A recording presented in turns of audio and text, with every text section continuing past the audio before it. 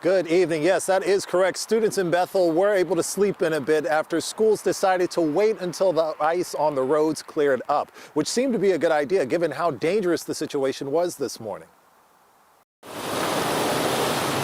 A lot of the roadways in Pierce and Thurston counties, unfortunately, turned almost into ice rinks. Dropping temperatures and a little rain created a perfect storm to make Tuesday morning's commute a lot more dangerous. A lot of the roadways, or even sections of roadways, became extremely icy and slick, which left state troopers struggling to keep up with the fallout. That resulted ultimately in up to 95 collisions that we saw in District 1, 63 in Pierce County, and 32 in Thurston County by 9:20 this morning. But how did this happen? We can't control what the weather does. Department of Transportation spokesperson Kara Mitchell says they took precautions as best they could with the information they had and tried to treat as much of the roadways as possible. But there's a lot of ground to cover, and the weather can't be controlled. We are covering anywhere from 70 lane miles per truck.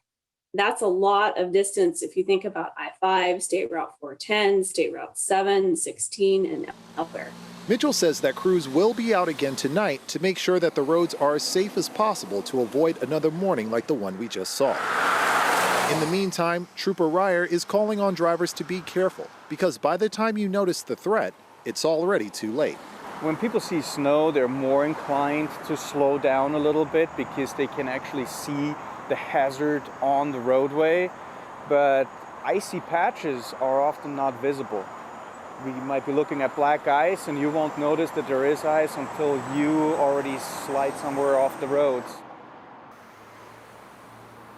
Now, state troopers tell me that although there were a lot of collisions this morning, most of them were relatively minor with few injuries. Most of the cars just slid into the ditches or into nearby barriers. There was one significant collision that took place on northbound I-5, but as I was saying, there were a few significant injuries. Live from Bethel, Lionel Donovan, King 5 News.